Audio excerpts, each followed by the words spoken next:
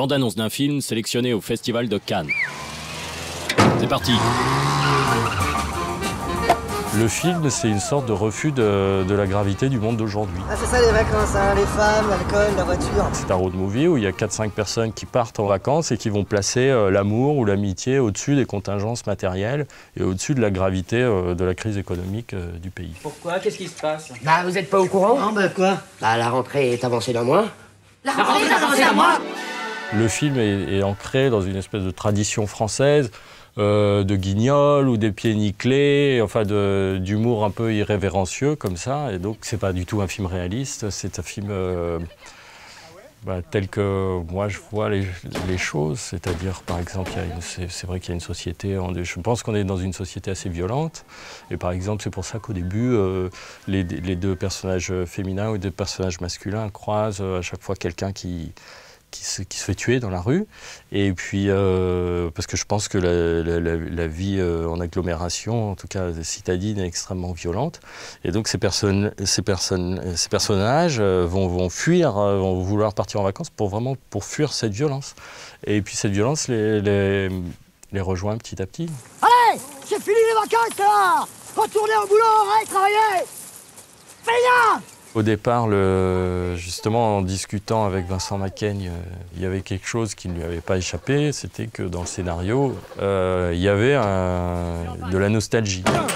Merde, là. Et pour lui, c'était très important de ne pas la perdre au tournage, parce que sinon le film était juste une suite de gags, presque.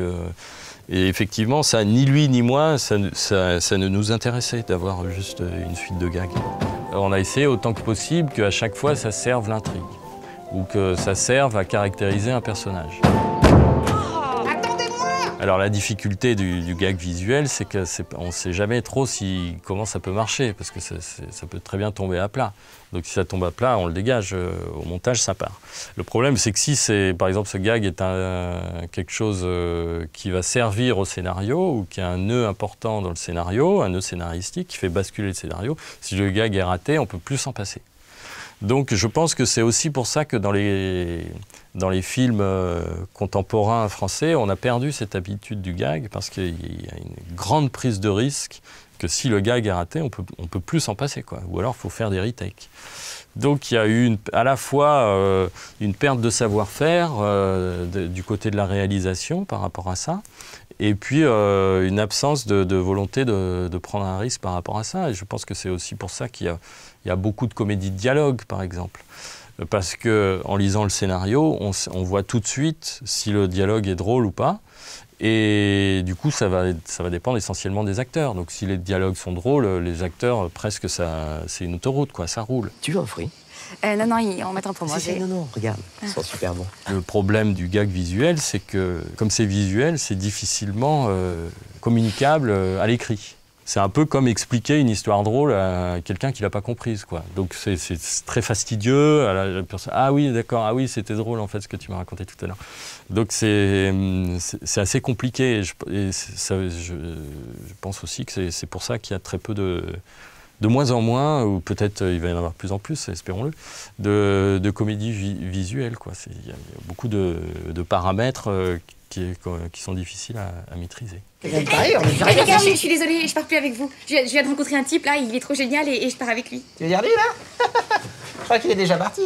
Non seulement les personnages ont des réflexions sur la vie ou sur l'être, ou sur où ils vont, ou sur comment ils sont perdus dans la vie, mais en plus, je pense que le burlesque aussi sert ce propos.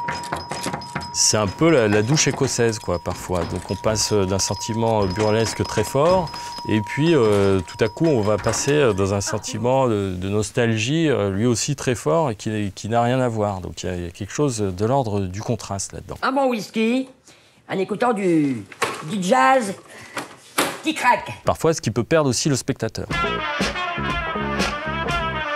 Et cette chose-là, ces choses très contrastées vont se répondre et vont participer à l'émotion, je pense. À la fois, ça demande beaucoup au spectateur, mais à la fois, si le spectateur ne lâche rien, il risque d'être malheureux dans le film. Donc c'est vrai que si, et ça c'est vrai qu'une fois en salle, c'était l'exploitant de salle qui avait dit laissez-vous porter par le film.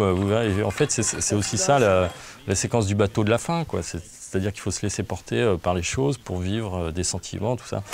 Et je pense que le film ne nécessite pas, à sa vision en tout cas, de se poser la question pourquoi ceci ou cela, et qu'il peut très bien se laisser porter comme ça, voilà.